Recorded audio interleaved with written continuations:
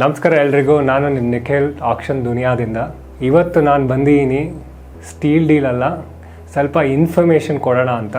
So ಇಲ್ಲಿ ತನಕ ಬೇಜಾನ್ ಪ್ರಾಪರ್ಟೀಸ್ ನಿಮಗೆ ಪೋಸ್ಟ್ ಮಾಡಿದ್ದೀವಿ ನಮ್ಮ ಆಕ್ಷನ್ ದುನಿಯಾ ಚಾನಲಲ್ಲಿ. ಎಷ್ಟೋ ಜನ ಬಂದಿದ್ದೀರಾ, ಪ್ರಾಪರ್ಟಿ ವಿಸಿಟ್ ಮಾಡಿದ್ದೀರಾ, ನೋಡಿದ್ದೀರಾ.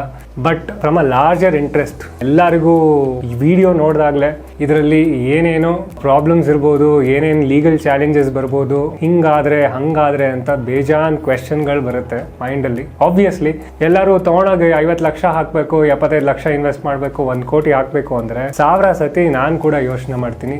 ನೀವು ಯೋಚನೆ ಮಾಡಿದ್ರಲ್ಲಿ ತಪ್ಪೇ ಇಲ್ಲ. ಇವತ್ತು ನಾವು ಒಂದಾದ್ಮೇಲೆ ಒಂದು ನಮಗೆ ಏನೇನು ಕ್ವೆಶನ್ಸ್ ಅರೈಸ್ ಆಗಿದೆ, ಯಾವಾಗ ನೀವೆಲ್ಲ ಬಂದು ವಿಸಿಟ್ ಮಾಡಿದಾಗ ಏನೇನು ಕ್ವೆಶನ್ ಕೇಳಿದ್ರಲ್ಲ ಅದನ್ನೆಲ್ಲ ಸೇರಿಸ್ಬಿಟ್ಟು ಒಂದು ವಿಡಿಯೋ ಮಾಡ್ತಾ ಇದೀವಿ. ಸೊ ಫಸ್ಟ್ ಕ್ವೆಶನ್ನು ಎಲ್ಲರೂ ಕೇಳೋದು, ಬ್ಯಾಂಕ್ ಬಿಟ್ಟು ಬೇರೆ ಏನಾದ್ರು ಸೇಲ್ ಅಗ್ರಿಮೆಂಟ್ ಆಗಿದೆಯಾ ಅಂತ. ಡಬಲ್ ಸೇಲ್ ಅಗ್ರಿಮೆಂಟ್ ಚಾಲೆಂಜು, ಇದು ಒಂದು first legal challenge that can arise in a bank action property. ಎಲ್ಲ ಕಡೆ ಅರೈಸ್ ಆಗುತ್ತೆ, ಸೇಲ್ ಅಗ್ರಿಮೆಂಟ್ಸ್ ಮಾಡಿಬಿಟ್ಟು ಒಂದು 5-5 ಜನಕ್ಕೆ ಮಾರಿರ್ತಾರೆ. ಇಲ್ಲೂ ಅದೇ ಥರ ಬ್ಯಾಂಕಲ್ಲಿ ಮಾರ್ಟ್ಗೇಜ್ ಮಾಡಿಬಿಟ್ಟು ಆ ಲೋನ್ ನಡೀತಿರ್ಬೇಕಾದ್ರೆ ಬೇರೆ ಯಾರಿಗಾರು ಮಾರಿದರೆ ಅನ್ನೋ ಕ್ವೆಶ್ಚನ್ ಮಾರ್ಕ್. ಹೌದು, ಆಗಿರುತ್ತೆ ಅದೇ ಥರ. So for example situation explain ಮಾಡ್ತೀನಿ ನೋಡಿ. ನಾನು ಒಂದು 1 crore rupees ಹೌಸಿಂಗ್ ಲೋನ್ ತೊಗೊಂಡಿರ್ತೀನಿ. ಲೋನ್ ಕಟ್ಟೋಕ್ಕಾಗಿಲ್ಲ ನನ್ನ ಕೈಯಲ್ಲಿ, ಡಿಫಾಲ್ಟ್ ಆಗಿದೆ. ಸೊ NPA ಆಗಿದೆ. ಬ್ಯಾಂಕ್ ಸರ್ಫೇಸಿ ಅಂಡರ್ ರೀಪೊಸೆಷನ್ನ ಇನಿಷಿಯೇಟ್ ಮಾಡಿರ್ತಾರೆ. ಒಂದು entire step by step procedure ಇದೆ ಬ್ಯಾಂಕ್ ಪ್ರಾಪರ್ಟಿನ ಟೇಕ್ ಓವರ್ ಮಾಡುವಾಗ. ಸೊ ಅದರಲ್ಲಿ ಮಲ್ಟಿಪಲ್ ಸ್ಟೇಜಸ್ ಇದೆ. ಒಂದು demand notice, symbolic possession, section 14 ಅಂದರೆ ನೀವು ಆ ಮನೇನ ಖಾಲಿ ಮಾಡಿಸ್ಬಿಟ್ಟು ಅದನ್ನು ಟೇಕ್ ಓವರ್ ಮಾಡೋಕ್ಕೆ ಒಂದು ಕೋರ್ಟಿಂದ ಆರ್ಡರ್ ತರ್ತೀವಿ, ಅದಕ್ಕೆ ಸೆಕ್ಷನ್ 14 ಆರ್ಡರ್ ಅಂತಾರೆ. ಅದಾದಮೇಲೆ ಫಿಸಿಕಲ್ ಪೊಸೆಷನ್ ಅಂದರೆ ಮನೇನ ಖಾಲಿ ಮಾಡಿಸ್ಬಿಟ್ಟು, ಸೊ ನಾವು physically property belongs to bank. ಅದಾದಮೇಲೆ ಒಂದು ಸೇಲ್ ನೋಟಿಸ್ನ ಇಶ್ಯೂ ಮಾಡಿಬಿಟ್ಟು ಪ್ರಾಪರ್ಟಿನ ಆಕ್ಷನಲ್ಲಿ ಸೇಲ್ ಮಾಡ್ತಾರೆ. ಇವಾಗ ನಾನೇನು ಮಾಡ್ತೀನಿ, ಬ್ಯಾಂಕಿಗೆ ಹೆಂಗಾರು ಅಡ್ಡ ಹಾಕಬೇಕು ಅಂತ ಒಂದು 10 lakh rupees ಸೇಲ್ ಅಗ್ರಿಮೆಂಟ್ ಮಾಡ್ತೀನಿ. ಸೊ ಸಬ್ ರಿಜಿಸ್ಟ್ರಾರಲ್ಲಿ ಏನಾಗುತ್ತೆ, ಅವ್ರು ಈಸಿ ಚೆಕ್ ಮಾಡಲ್ಲ. ಬರೀ ಖಾತಾ, ಟ್ಯಾಕ್ಸ್ ಪೇಡ್ ರಿಸೀಟು, ಸೇಲ್ ಡೀಡ್ ಮೇಲೆ ಬೇರೆಯವ್ರ ಮೇಲೆ ಸಬ್ ರಿಜಿಸ್ಟ್ರಾರಲ್ಲಿ ರಿಜಿಸ್ಟ್ರೇಷನ್ ಮಾಡಿಬಿಡ್ತಾರೆ, ಸೇಲ್ ಅಗ್ರಿಮೆಂಟ್ ರಿಜಿಸ್ಟರ್ ಮಾಡಿಬಿಡ್ತಾರೆ. ಸೊ ನಾನು ಇನ್ನೊಬ್ನಿಗೆ ಮಾರ್ದಂಗೆ ಒಂದು ಸೇಲ್ ಅಗ್ರಿಮೆಂಟ್ನ ರಿಜಿಸ್ಟರ್ ಮಾಡಿಸ್ಬಿಡ್ತೀನಿ. ಅದೇನಾಗುತ್ತೆ, ECL ಅಂದರೆ ಎನ್ಕಂಬ್ರೆನ್ಸ್ ಸರ್ಟಿಫಿಕೇಟ್. ಈ ಪ್ರಾಪರ್ಟಿ ಮೇಲೆ ಏನೇನು ಎನ್ಕಂಬ್ರೆನ್ಸ್ ಅಂದರೆ ಋಣಭಾರ ಇದೆ, ಯಾರ್ಯಾರ್ದು ಋಣ ಇದೆ ಆ ಪ್ರಾಪರ್ಟಿ ಮೇಲೆ, ಅದೆಲ್ಲ ಅದರಲ್ಲಿ ಅಪಿಯರ್ ಆಗುತ್ತೆ. ಸೊ ಇನ್ನೊಂದು ಹೆಸರು ಅಲ್ಲಿ ಅಪಿಯರ್ ಆಗುತ್ತೆ, ಅಂದರೆ ಟ್ರಾನ್ಸಾಕ್ಷನ್ನು. ನಾನು ನಿಖಿಲ್ ಶೆಟ್ಟಿ ಇನ್ನೊಬ್ಬರಿಗೆ, ಫಾರ್ ಎಕ್ಸಾಂಪಲ್ ಇಂದ್ರೇಶ್ ಗೌಡ, ಅವ್ರಿಗೆ ಮಾರಿದ್ದೀನಿ ಅಂತ ಒಂದು ಸೇಲ್ ಅಗ್ರಿಮೆಂಟಲ್ಲಿ ಬಂದರು. ಫಸ್ಟ್ ಇರುತ್ತೆ ನಿಖಿಲ್ ಶೆಟ್ಟಿ, ಫಾರ್ ಎಕ್ಸಾಂಪಲ್ ನನ್ನ ಹೆಸರಲ್ಲೇ ಇತ್ತು ಅಂದ್ಕೊಳ್ಳಿ ಪ್ರಾಪರ್ಟಿ, ನಿಖಿಲ್ ಶೆಟ್ಟಿ ಕೆನರಾ ಬ್ಯಾಂಕಿಗೆ ಮಾರ್ಟ್ಗೇಜ್ ಮಾಡಿರೋ ಚಾರ್ಜ್ ಕೂಡ ಇರುತ್ತೆ. ಅದಾದಮೇಲೆ ನಿಖಿಲ್ ಶೆಟ್ಟಿ ಇಂದ್ರೇಶ್ ಗೌಡಗೆ ಸೇಲ್ ಅಗ್ರಿಮೆಂಟ್ ಮಾಡಿರೋ ಚಾರ್ಜ್ ಕೂಡ ಕ್ರಿಯೇಟ್ ಆಗಿಬಿಡುತ್ತೆ. ಫಾರ್ ಎಕ್ಸಾಂಪಲ್ ಇವಾಗ 75 ಲಕ್ಷಕ್ಕೆ ಸೇಲ್ ನೋಟಿಸ್ ಇಶ್ಯೂ ಆಗಿದೆ, 75 ಲಕ್ಷ ಕೊಟ್ಟು ಪ್ರಾಪರ್ಟಿ ತೊಗೋಬೇಕು. ಇಲ್ಲಿ ಯಾರ್ದೋ ಇನ್ನೊಬ್ಬರ ಹೆಸರು ಬಂದಿದೆಯಲ್ಲಪ್ಪ, ಇದಕ್ಕೆ ಮತ್ತೆ ಯಾರು ಕೋರ್ಟಿಗೆ ಓಡಾಡ್ತಾರೆ, ಆ ಪಾರ್ಟಿ ಮನೆ ಹತ್ರ ಬಂದು ನಿಂತ್ಕೊಂಡ್ರೆ ಎಲ್ಲಿ ತಲೆನೋವು ಅಂತ ಎಲ್ಲರ ತಲೆಗೂ ಬಂದೇ ಬರುತ್ತೆ, ಕರೆಕ್ಟಾ? ಬಟ್ ಒನ್ ಮೇಜರ್ ಆರ್ಗ್ಯುಮೆಂಟ್ ನಂದೇನು ಅಂದರೆ, ಬ್ಯಾಂಕಲ್ಲಿ ನಿಮಗೆ 25 to 30% ಡಿಸ್ಕೌಂಟೆಡ್ ರೇಟಲ್ಲಿ, I would say it's not discounted, it's a distress sale. ಅಂದರೆ ಬ್ಯಾಂಕು ಮಾರ್ಕೆಟಿಂಗ್ ಎಲ್ಲ ಮಾಡಿ ಮಾರ್ಕೆಟ್ ವ್ಯಾಲ್ಯೂಗೆ ಸೇಲ್ ಮಾಡೋಕ್ಕೆ ಅವ್ರ ಹತ್ರ they do not have the mechanism. ಅವ್ರ ಹತ್ರ ಮಾರ್ಕೆಟಿಂಗ್ ಫೋರ್ಸಸ್ ಇಲ್ಲ. ಅವ್ರು ಅದಕ್ಕೆ ಡಿಸ್ಟ್ರೆಸ್ ಸೇಲ್ ಅಂತ ಕ್ವಿಕ್ಕಾಗಿ ಲಿಕ್ವಿಡೇಟ್ ಮಾಡೋಣ ಅಂತ ಮಾರ್ತಾರೆ. ಸೊ ಒಂದು ನಿಮಗೆ ಆ ಡಿಸ್ಟ್ರೆಸ್ ಸೇಲಲ್ಲಿ 25 to 30% ಆಲ್ಮೋಸ್ಟ್ ಡಿಫ್ರೆನ್ಸಲ್ಲಿ ಸಿಗುತ್ತೆ.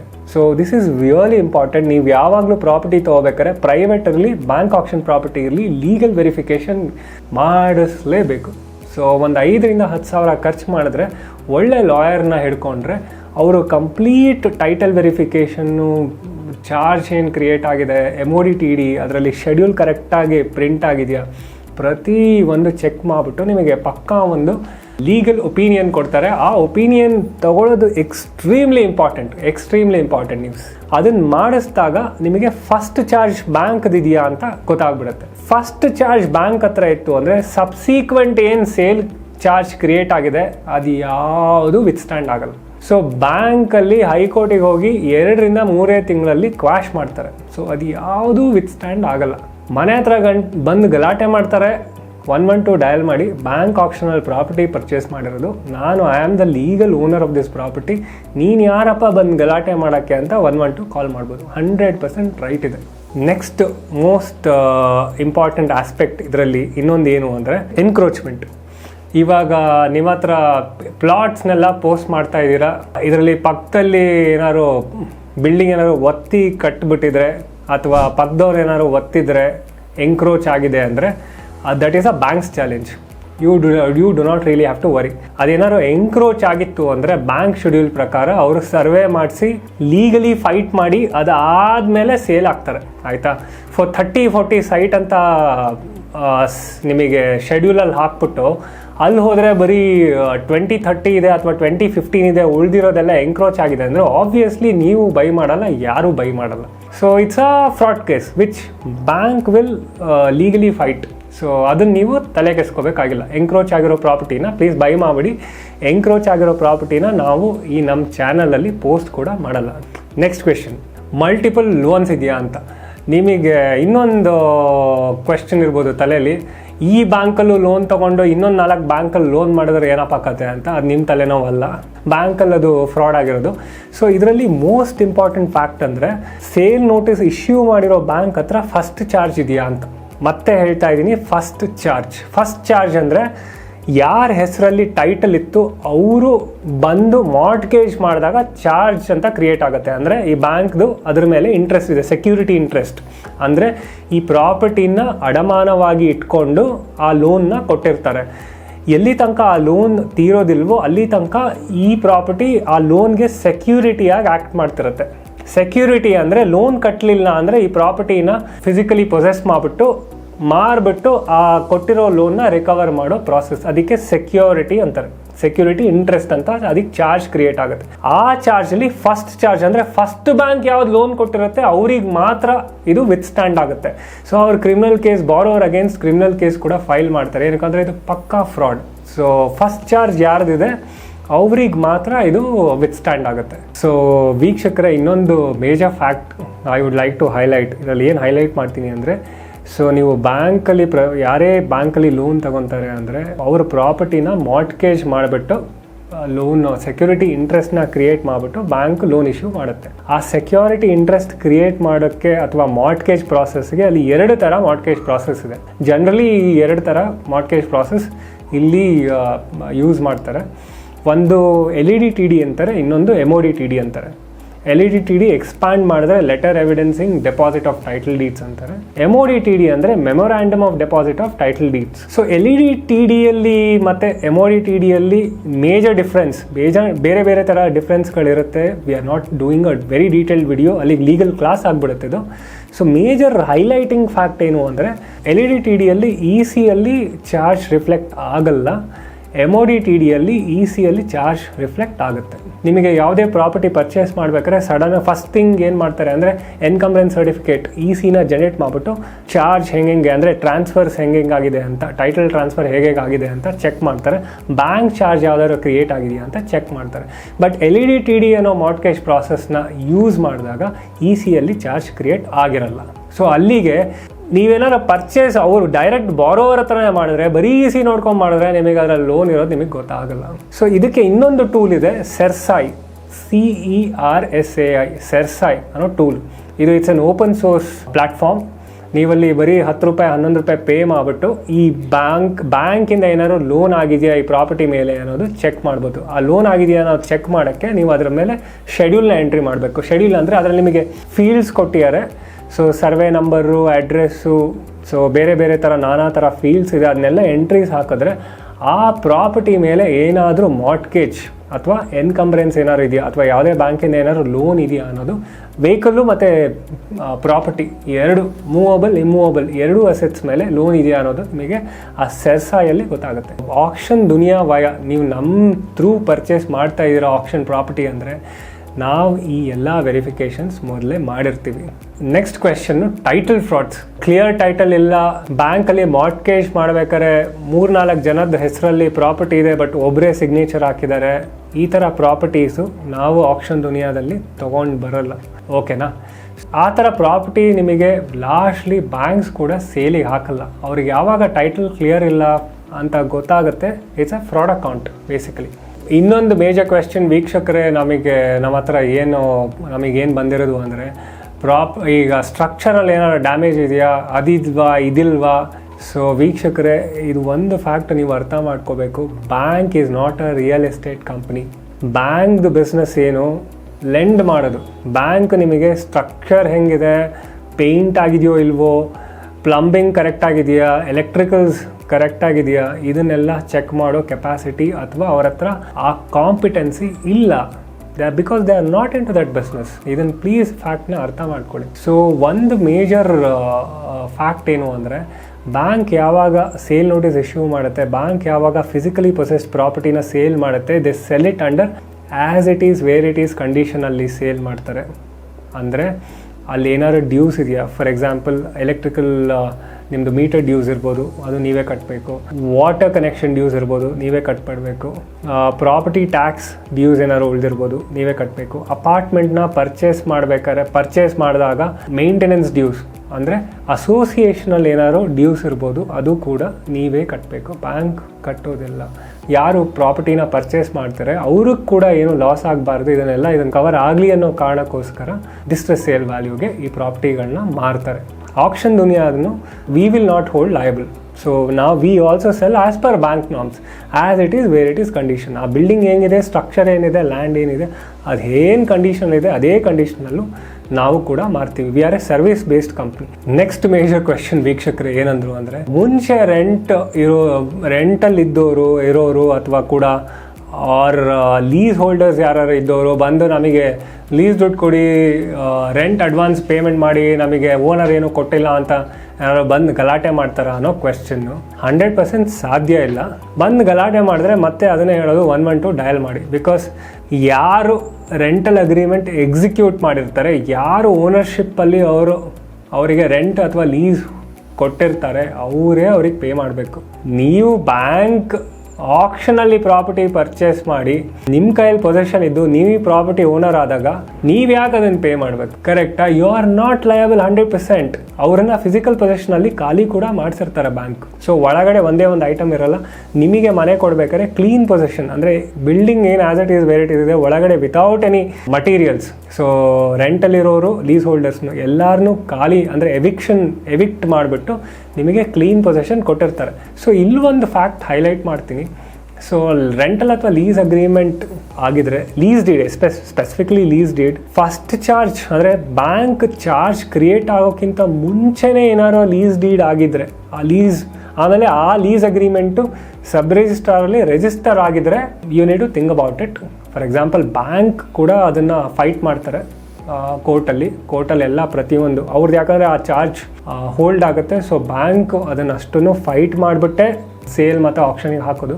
Next fact, sale restriction. Minority allotted property bank ಏನಾದ್ರು ಲೆಂಡ್ ಮಾಡಿ ಆ ಪ್ರಾಪರ್ಟಿ ಬಾರೋವರು ಡಿಫಾಲ್ಟ್ ಮಾಡಿ ಬ್ಯಾಂಕ್ ಏನಾದ್ರು, ಫಸ್ಟ್ ಆಫ್ ಆಲ್ ಬ್ಯಾಂಕ್ ಆ ಪ್ರಾಪರ್ಟಿನ ಸೇಲ್ ಮಾಡೋಂಗಿಲ್ಲ. ಬಿಕಾಸ್ ರಿಜಿಸ್ಟರ್ ಆಗಲ್ಲ. ಹಾಗೂ ಏನಾರು ಸೇಲ್ ಮಾಡಿದ್ರೆ, ನೀವೇನಾರು ಪರ್ಚೇಸ್ ಮಾಡಿದ್ರೆ ಆಬ್ವಿಯಸ್ಲಿ ರಿಜಿಸ್ಟರ್ ಆಗಲ್ಲ. So you will get the refund from the bank. Next transfer of ownership. ಎಲ್ಲರ ಹೆಸರಲ್ಲೂ ಬ್ಯಾಂಕ್ ಮಾರ್ಬೋದಾ ಅಂತ? ಆಬ್ವಿಯಸ್ಲಿ ಬ್ಯಾಂಕ್ ಪ್ರಾಪರ್ಟಿ ಅವ್ರಿಗೆ ಯಾರಿಗೆ ಬೇಕಾದ್ರೂ ಮಾರ್ಬೋದು. ಅದರಲ್ಲೇನಿದೆ, ಯಾರೇ ಆಕ್ಷನಲ್ಲಿ ಪರ್ಚೇಸ್ ಮಾಡಿದ್ರು ಅವ್ರ ಹೆಸರಿಗೆ bank can register the property 100%. So legal ಮತ್ತು ರೆಗ್ಯುಲೇಟರಿ ಹರ್ಡಲ್ಸ್ ಏನಾರು ಇದೆಯಾ? Nothing. Only borrower going to DRT and high court might be the hurdle. So ಅದು ಎಲ್ಲಿ ತನಕ ಅಂದರೆ, ಒಂದು ಸತಿ ಸೇಲ್ ನೋಟಿಸ್ ಇಶ್ಯೂ ಆದಮೇಲೆ ಬಾರೋವರ್ ಏನಾದ್ರು ಹೈಕೋರ್ಟಿಗೆ ಹೋಗಿ ಅಥವಾ DRT ಡೆಟ್ ರಿಕವರಿ ಟ್ರಿಬ್ಯೂನಲಿಗೆ ಹೋಗಿ, ಇಲ್ಲ ನನಗೆ ಆ ಪ್ರಾಪರ್ಟಿ ಬೇಕು, ನಾನು ಲೋನ್ ಏನಿದೆ ಅದನ್ನು ವಾಪಸ್ ಕಟ್ತೀನಿ ಅಂದರೆ ಅವ್ರಿಗೊಂದು ಇಂಟ್ರಿಮ್ ಸ್ಟೇ ಆರ್ಡರ್ ಕೊಡ್ತಾರೆ. ಆ ಇಂಟ್ರಿಮ್ ಸ್ಟೇಯಲ್ಲಿ ಅದು ಕಂಡೀಷ್ನಲ್ ಸ್ಟೇ ಆರ್ಡರ್ ಅಂದರೆ ಸ್ಲ್ಯಾಬ್ ವೈಸ್ ಪೇಮೆಂಟ್ಸ್ನ ಅವರೇ ಹಾಕ್ಬಿಟ್ಟಿರ್ತಾರೆ. ಫಸ್ಟ್ 20% ಕಟ್ಟಿ, ಇನ್ನೊಂದು 20% ಕಟ್ಟಿ, ಇನ್ನೊಂದು ಉಳಿದಿದ್ದು ಕಟ್ಟಿ ಅಂತ ಅವರೇ ಸ್ಲ್ಯಾಬ್ ವೈಸ್ ಪೇಮೆಂಟ್ಸ್ನ ಕೂಡ ಹಾಕ್ಬಿಟ್ಟಿರ್ತಾರೆ. ಇದನ್ನು ಏನಾದ್ರು ಬಾರೋವರ್ ಕಂಪ್ಲೈ ಮಾಡಲಿಲ್ಲ ಅಂದರೆ ಆ ಇಂಟ್ರಿಮ್ ಸ್ಟೇ ಆರ್ಡರ್ ವೆಕೇಟ್ ಆಗುತ್ತೆ. ಬ್ಯಾಂಕೇ ಹೋಗಿ ಅದನ್ನು ವೆಕೇಟ್ ಮಾಡಿಸ್ತಾರೆ, ಮತ್ತೆ ಆ ಸೇಲ್ನ ಕಂಟಿನ್ಯೂ ಮಾಡ್ತಾರೆ. ಸೊ ಇಷ್ಟೇ ಪ್ರಾಸೆಸ್ಸು. ಅದನ್ನು ಬ್ಯಾಂಕ್ ಮ್ಯಾನೇಜ್ ಮಾಡ್ತಾರೆ. ನೀವು ಯಾಕೆ ತಲೆ ಕೆಡಿಸ್ಕೊತೀರಾ? ಸೊ ಇಂಟ್ರಿಮ್ ಸ್ಟೇ ಆರ್ಡರ್ ಇತ್ತು ಅಂದರೆ ಸೇಲ್ ಪ್ರಾಸೆಸ್ನ ಕಂಟಿನ್ಯೂ ಮಾಡಲ್ಲ. ಸ್ಟೇ ಆರ್ಡರ್ ಇಲ್ಲ ಅಂದರೆ ಸೇಲ್ ಪ್ರಾಸೆಸ್ನ ಕಂಟಿನ್ಯೂ ಮಾಡ್ತಾರೆ. ಒಂದು ಸತಿ ಪ್ರಾಪರ್ಟಿ ಸೇಲ್ ಆಗಿ ನಿಮ್ಮ ಹೆಸರಲ್ಲಿ ಆದಮೇಲೆ ಮತ್ತೆ ಬಾರೋವರ್ಗೆ ರಿಡಂಪ್ಷನ್ ಚಾನ್ಸಸ್ ಇಲ್ಲ. Next nothing, no redemption chance. ಮತ್ತು ಈ ಪ್ರಾಪರ್ಟಿಗಳೆಲ್ಲ ಹೇಗೆ ಆಕ್ಷನಿಗೆ ಬರುತ್ತೆ, basically very typical reason, borrower defaulting on a mortgage loan. Property ಮೇಲೆ ಲೋನ್ ತಗೊಂಡು ಡಿಫಾಲ್ಟ್ ಮಾಡಿದ್ರೆ ಈ ಪ್ರಾಪರ್ಟಿಗಳು ಆಕ್ಷನಿಗೆ ಬರ್ತವೆ. So typical process NPA, non performing asset ಅಂತ ಅಕೌಂಟ್ನ ಕ್ಲಾಸಿಫೈ ಮಾಡ್ತಾರೆ if a borrower fails to pay 3 consecutive EMIs. NPA ಅಂತ ಕ್ಲಾಸಿಫೈ ಆದಮೇಲೆ ಮ್ಯಾನೇಜರು ಇನ್ನೂ ಎಷ್ಟಾರೋ ಜೀವ ತಿಂದು ಹೆಂಗಾರೋ ಕಟ್ಸೋಣ ಅಂತ ಟ್ರೈ ಮಾಡ್ತಾರೆ. ಹಂಗೂ ಆಗಿಲ್ಲ ಅಂದರೆ ಸರ್ಫೇಸಿ ಆ್ಯಕ್ಷನ್ನ ಪ್ರೊಸೀಡಿಂಗ್ಸ್ನ ಇನಿಷಿಯೇಟ್ ಮಾಡ್ತಾರೆ. ಆ ಸರ್ಫೇಸಿ ಪ್ರೊಸೀಡಿಂಗ್ಸಲ್ಲಿ ಇನಿಷಿಯೇಟ್ ಆದಮೇಲೆ ದರ್ ಆರ್ ಸೀರೀಸ್ ಆಫ್ ನೋಟಿಸಲ್ಲಿ ಆದಮೇಲೆ ಕೋರ್ಟಿಗೆ ಹೋಗ್ತಾರೆ. ಕೋರ್ಟಲ್ಲಿ ಒಂದು ಆರ್ಡರ್ ತೊಗೊಂಡು ನೆಕ್ಸ್ಟ್ ಫಿಸಿಕಲ್ ಪೊಸಿಷನ್ ಅಂದರೆ ಎವಿಕ್ಷನ್ ಮಾಡ್ತಾರೆ. ಎವಿಕ್ಷನ್ ಆದಮೇಲೆ ಇದು ಆಕ್ಷನ್ ಆ್ಯಂಡ್ ಸೇಲ್ ಪ್ರಾಸೆಸ್ ಬರುತ್ತೆ. ಇಲ್ಲಿ ಬಂದ್ಬಿಟ್ಟು ಈ ಪ್ರಾಪರ್ಟಿಗಳೆಲ್ಲ ಆಕ್ಷನಿಗೆ ಬರೋದು. ಇದು action process is very simple. ಒಂದು ಸತಿ sale notice 30 days sale notice publish ಮಾಡ್ತಾರೆ. ಆ ಪಬ್ಲಿಕೇಷನಲ್ಲಿ ನಿಮಗೆ ಯಾವತ್ತು ಆಕ್ಷನ್ ಇದೆ ಅನ್ನೋ ದಿನಾನೂ ಕೂಡ ಮೆನ್ಷನ್ ಮಾಡಿರ್ತಾರೆ, ಡೇಟ್ನ ಮೆನ್ಷನ್ ಮಾಡಿರ್ತಾರೆ. ಇವಾಗ ಮೋಸ್ಟ್ಲಿ ಆಕ್ಷನ್ನು ಆನ್ಲೈನ್, ಲಾರ್ಜ್ಲಿ ಆನ್ಲೈನ್ ಆಕ್ಷನಲ್ಲಿ ಪಾರ್ಟಿಸಿಪೇಟ್ ಮಾಡಬೇಕು ಅಂದರೆ ಎಂಟ್ರಿ ಬ್ಯಾರಿಯರ್ ಇದೆ. ನಿಮ್ಗೆ ಇಷ್ಟ ಬಂದರೆ ಆಕ್ಷನಲ್ಲಿ ಪಾರ್ಟಿಸಿಪೇಟ್ ಮಾಡೋಕ್ಕಾಗಲ್ಲ. ನೀವು ಆ ಆಕ್ಷನಲ್ಲಿ ಪಾರ್ಟಿಸಿಪೇಟ್ ಮಾಡಬೇಕು ಅಂದರೆ 10% EMD, ಅರ್ನೆಸ್ಟ್ ಮನಿ ಡೆಪಾಸಿಟ್ ಮಾಡಬೇಕು. 10% ಆಫ್ ದ ರಿಸರ್ವ್ ಪ್ರೈಸ್. ಅದಕ್ಕೆ ಏನು ಬೇಸ್ ಪ್ರೈಸ್ ಫಿಕ್ಸ್ ಮಾಡಿರ್ತಾರೆ ಅದ್ರದ್ದು. ಫಾರ್ ಎಕ್ಸಾಂಪಲ್ 1 ಕೋಟಿ ಬೇಸ್ ಪ್ರೈಸ್ ಫಿಕ್ಸ್ ಮಾಡಿದ್ದಾರೆ ಅಂದರೆ 10 ಲಕ್ಷ EMD ಮಾಡಬೇಕು. ಆ ಡೆಪಾಸಿಟ್ಟು ಬ್ಯಾಂಕಿಗೆ ಮಾಡೋದು ನೀವು, ನನ್ನ ಕೈ ಕೊಡೋಲ್ಲ. ಸೊ 10% ಮಾಡಿದ್ಮೇಲೆ ನಿಮಗೆ ಆಕ್ಷನ್ ಎಂಟ್ರಿ. ಆಕ್ಷನಲ್ಲಿ ನೀವು ಬಿಡ್ನ ಇಫ್ ಯು ಸಕ್ಸಸ್ಫುಲಿ ಬಿಡ್, ನೀವು ನೆಕ್ಸ್ಟ್ ಸ್ಟೇಜಿಗೆ ಹೋಗ್ತೀರಾ. ವಿತಿನ್ 24 hours ನೀವು 15%ನ ಡೆಪಾಸಿಟ್ ಮಾಡಬೇಕು.